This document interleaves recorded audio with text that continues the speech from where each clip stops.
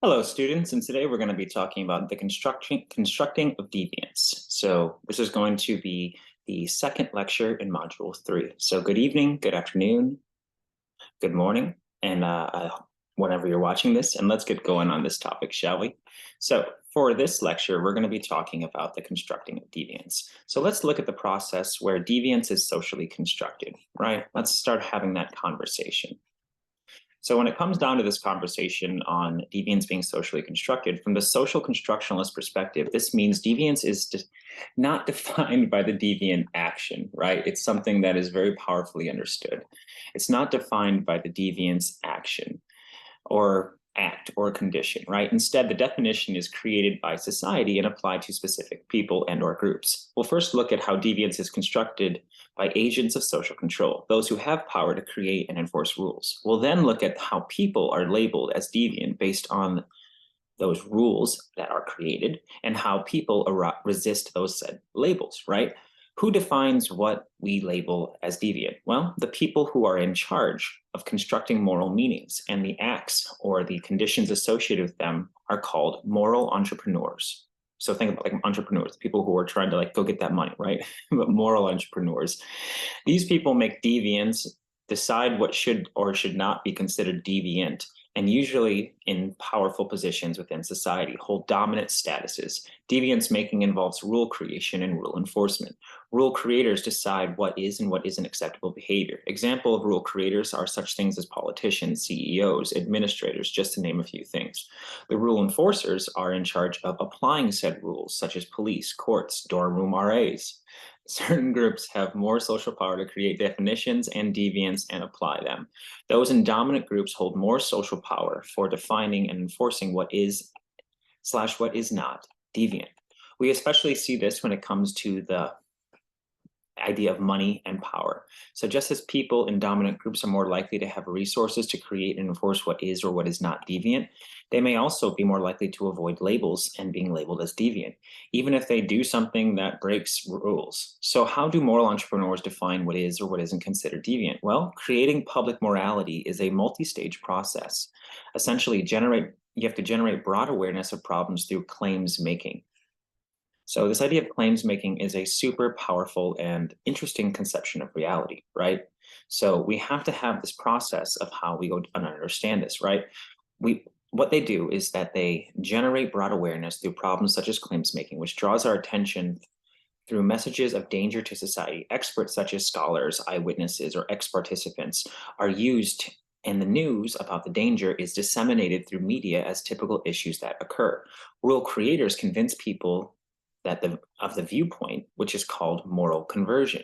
Moral panic can arise if the entrepreneur are overly successful, causing people to not only convert and accept the problem, but to cause widespread terror and scare.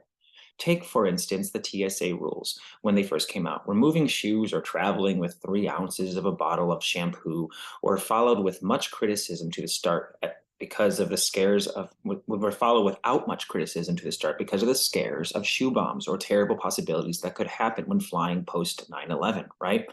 Once this new viewpoint is accepted by the majority, a new norm is formed, and rule enforcers can make sure the norms are followed. Certain groups have more social power to create definitions of deviance and apply them, which we have covered, as those in dominant groups hold more social power for defining and enforcing what is seen as deviant. You can also look at this with mask mandates and when they were or were not being enforced, right? People being able to adhere a moral high ground, and we saw the weird interactions of people not understanding masks, etc., right?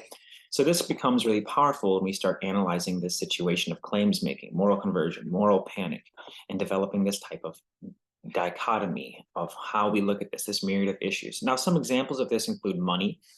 Those who have more of it can fund politicians, research, and fight lawsuits. They are more likely to be rule creators and able to enforce others' labels and less likely to be labeled themselves. You can look at concepts such as the social construction around race and how that's been used to control people, but race and ethnicity, behaviors of the dominant white population are less likely to be labeled than Black and Latinx populations. You can tie this to gender, right? Women have less social power than men and are less likely to be rule creators. You can also tie this into age. The youngest and the oldest groups have less power and respect for creating rules and are more likely to have them applied than those in the middle ages, right? So this really applies to this idea of how we understand this circumstance. So, just as people in dominant groups are more likely to have resources to create and enforce what is and is not deviant, they also may or more likely to avoid being labeled deviant, even if they do something that breaks one of the rules. And the ability to hire legal help, get the media involved, and get help from others who also hold power allows a person more ability to resist being labeled or held at a point of being a deviant status. Definitions and power enforcement on deviance are socially constructed, so meaning that we construct the idea and we accept them, most often by those who hold social power.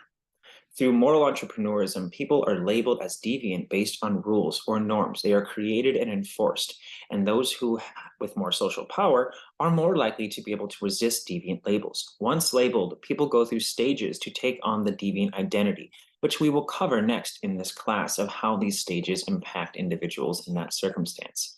So it's really important for us to kind of think about the circumstances here, right?